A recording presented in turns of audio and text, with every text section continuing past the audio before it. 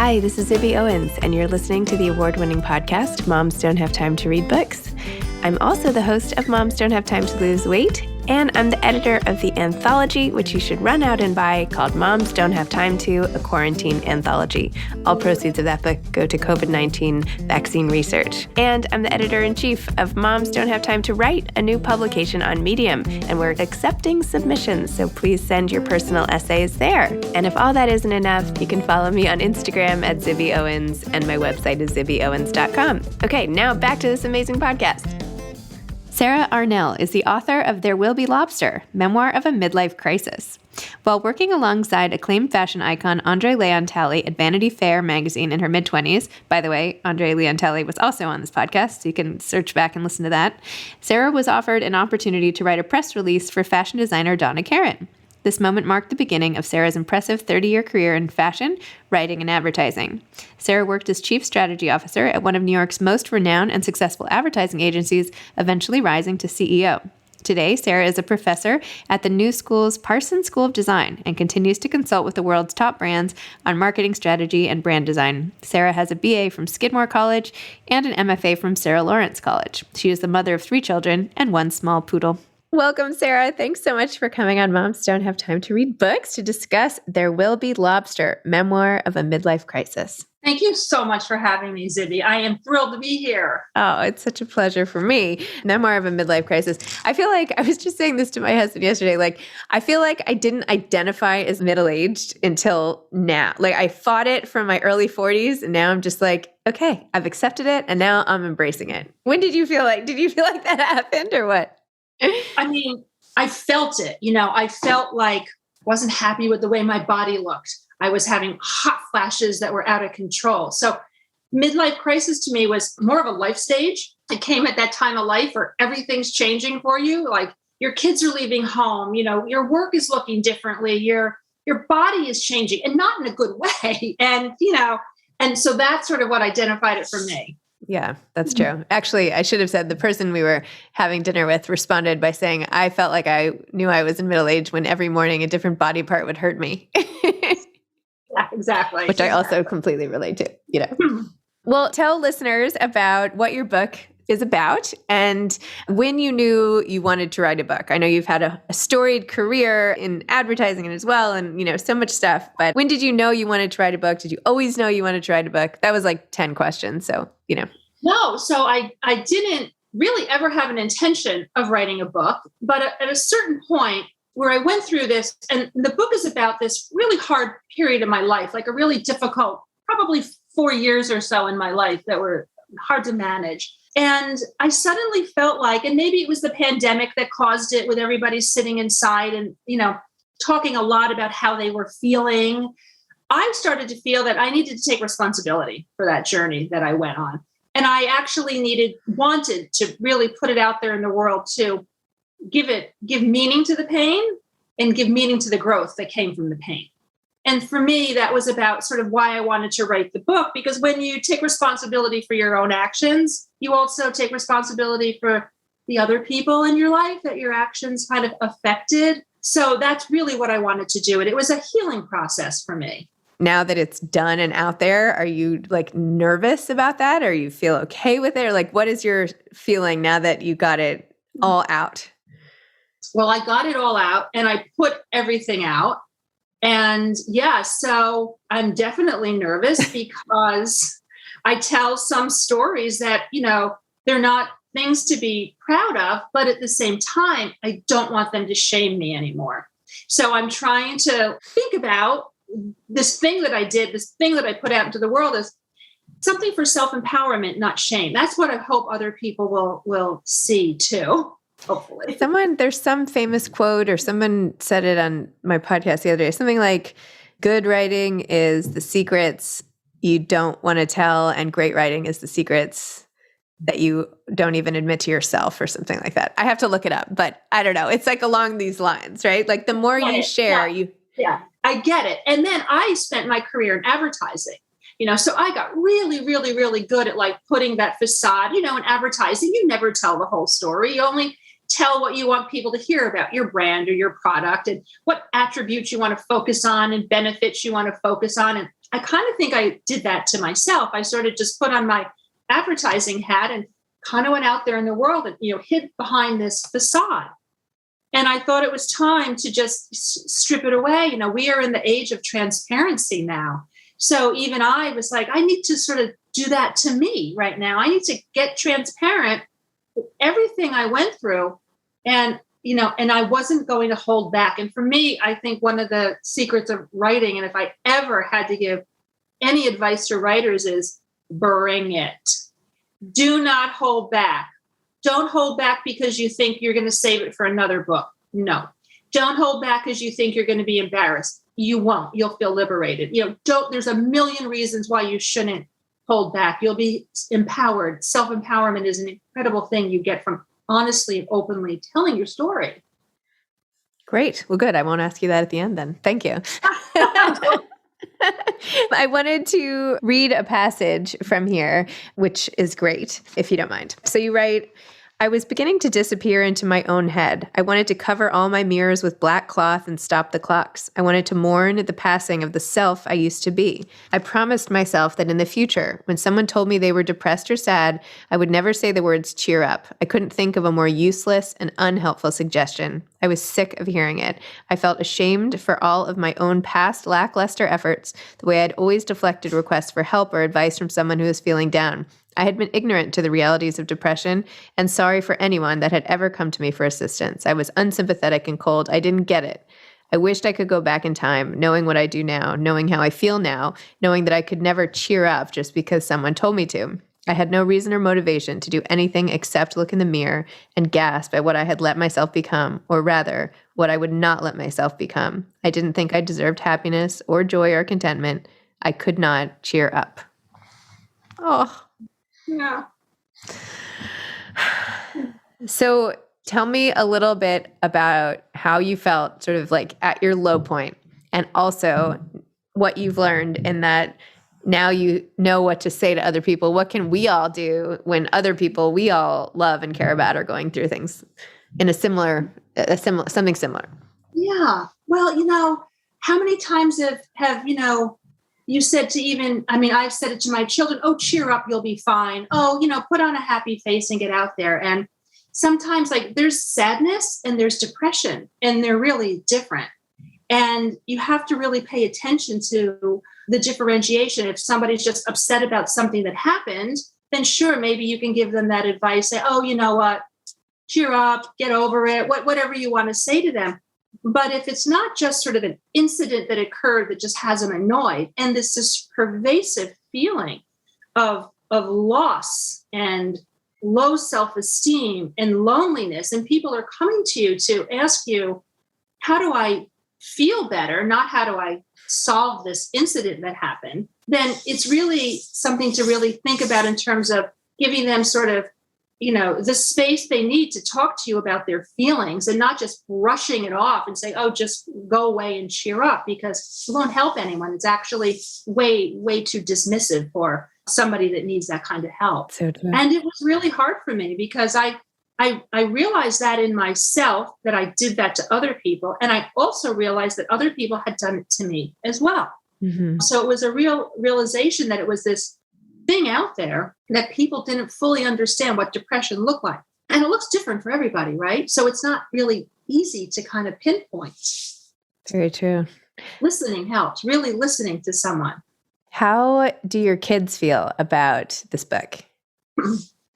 Well, their names are not mentioned, as you notice. So they were happy to participate, but at a bit of an arm's length.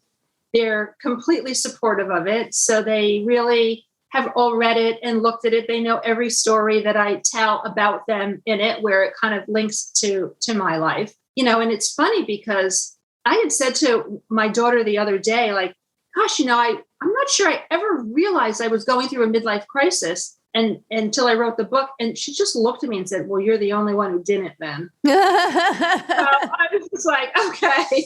So they really were, part and parcel involved in every step of the way of the writing of this book. Wow. So what's like the PS, or like what happened between the book ending and now? Like, what's the conclusion? So the conclusion is you've got everything you need inside you to make the change that you want. I think my book, in essence, is about change. What to change? Can you change? How to change? Do you even know what you need to change? And that any kind of external search, I felt like I was always out there searching for something. And what I really finally realized at the end was when I tell the story about the former Buddhist monk that I met, who said, when I asked him how he left the monkhood, he said, I just took off my robe and walked away. And for me, that was a decision he made.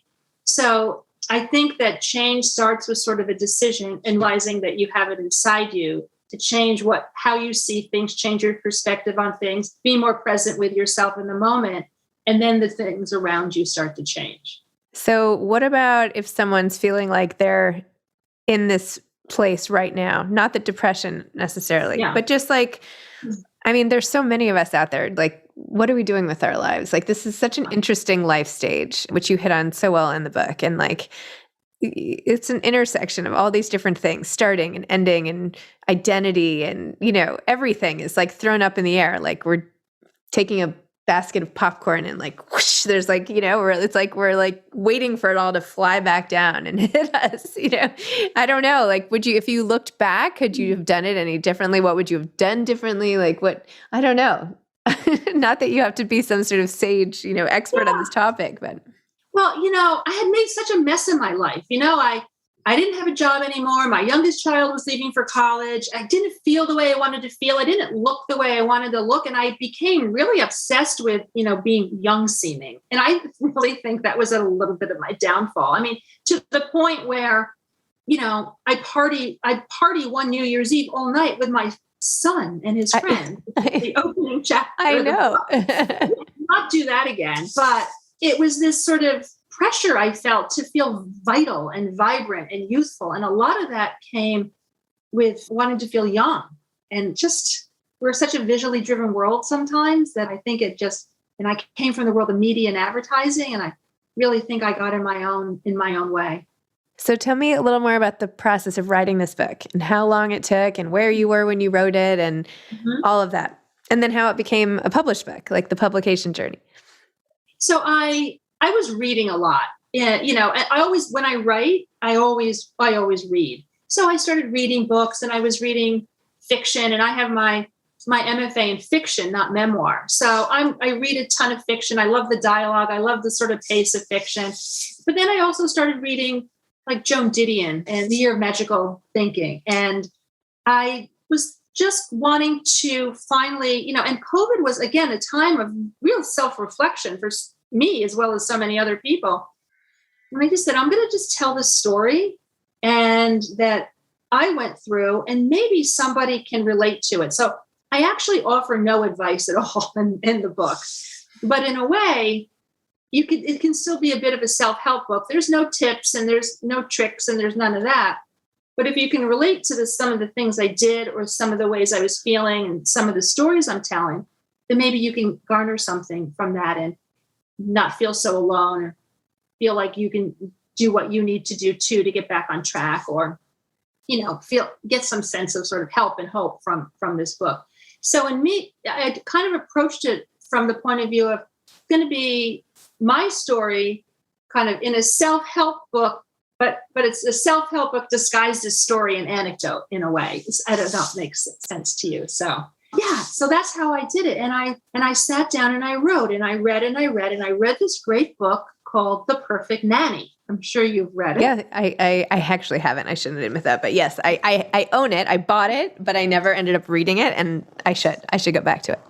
Well, the opening line is a tough one. The opening line of the book is, "The baby is dead."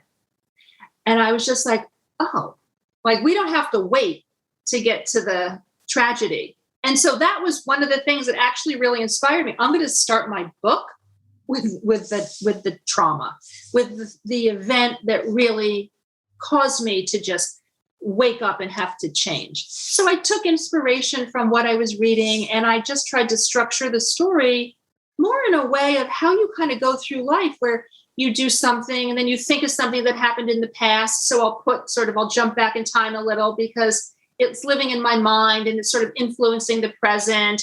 And then we'll go about the day a little bit more and something else will come to me and I'll write about it. So it's very much, I think, of an internal dialogue with myself. Interesting. And tell me about it being published. So I finished it during the pandemic and I wrote the book and I had a great first draft of a manuscript, I thought. And I sent it to an agent who sent it around and a publisher said, yeah, let's do it. And that was it. All right. So what is your plan in life now? Personal and professional. So personal, I still work in advertising, but just, I do a lot of consulting. So I keep really busy and I keep very current in the field. I teach at Parsons at the new school, and I teach marketing and branding and advertising, which I love because I love the students and I love working with them and understanding how they consume media and how they, get their information and then disseminate it into the world. So I'm definitely continuing to teach. And, maybe I have another book in me soon, but I'm really not fully sure what. But if it's not a book, I'm always writing. Like I'm writing articles, I'm writing essay, I'm sitting down every day to continue to write. And what do you like to read? Right now, I'm reading Animal. So good. Which is great. And it's intense, very intense. And she's in advertising, which is sort of like great. And I was also reading the book by, I want to get the title right, Nancy Jo Sales' book, My Secret Life. Oh, yeah. Mm-hmm. Dating app. Very, very, very funny. So those are the two that I'm reading right now. Excellent. Great. Okay. Well, I know you've given a lot of advice on a lot of different topics, and I'm sorry for continuing to ask. I don't know if I'm qualified. That's okay. I like it. Actually, I'm curious about what the people in your class and their media consumption has taught you about, like, how best to leverage social media, as an author, and how to use, because obviously being an author is an exercise in marketing in and of itself, and advertising a book, that's your product. What insights do you have there? Or what has your experience been? Or what can you know what I mean? Well, they're skeptical. They're completely skeptical of advertising. And most of the time they have an ad blocker on and they block it. So it gets a little challenging teaching a class called Advertising in Contemporary Culture when your entire student classroom doesn't watch, like, or participate in advertising. So what it actually really teaches you is that you have to bring them what you want them to see and what you want them to pay attention to. You have to bring it to them in the world of media that they're participating in. And it's social media. It's a lot of them are on sites like Reddit. They love a site like that. They will pay attention to an ad if it's served to them, if somehow it's made relevant to them and it's not too hard of a sell. So between reaching them in the media that they're consuming and giving them the message that they're willing to listen to, it's a slog, and that's how you do it. Interesting. Wow. Reaching the right people. But the thing is, advertising is a service when it gives you what you are looking for, right? Like it can be. Yes. So anyway, I'm like fascinated. I used to be in marketing and advertising, and I don't know, it's really fun and great. Yeah. It's really fun. It's really changing, though. You have to really just be so agile in order to really kind of, be aware of all the new platforms that are emerging and how those platforms are working. And, there's some platforms that you don't necessarily have to participate in all of them. Right. If you don't feel like they vibe with you or they're right for you. Like I am not on TikTok, although I watch it constantly. I have decided it's just not for me to start posting on it, at least not yet. And so, but I'm aware of all that stuff and how it's being used. Interesting. All right. Awesome. Well, Sara, thank you. Thanks for coming on. Thanks for talking about There Will Be Lobster. Thanks for being just so open in this book about what it's really like and what it was like for you, especially during some really awful parts of your life and everything. So anyway, thanks for all of it. Well, thanks for letting me chat about it all. I really appreciate it. No problem. All right. Take care. Thank you, Zibby. Okay. Bye, Sara. Thanks for listening to this episode of Moms Don't Have Time to Read Books. Don't forget to follow me on Instagram at Zibby Owens and at Moms Don't Have Time to Read Books. Also sign up for my newsletter at zibbyowens.com and sign up for my virtual book club and meet lots of authors on Zoom every other week. Thanks so much to Steve and Ryan at Texture Sound for the sound editing. And thank you to Morning Moon Productions for providing this fantastic intro and outro music.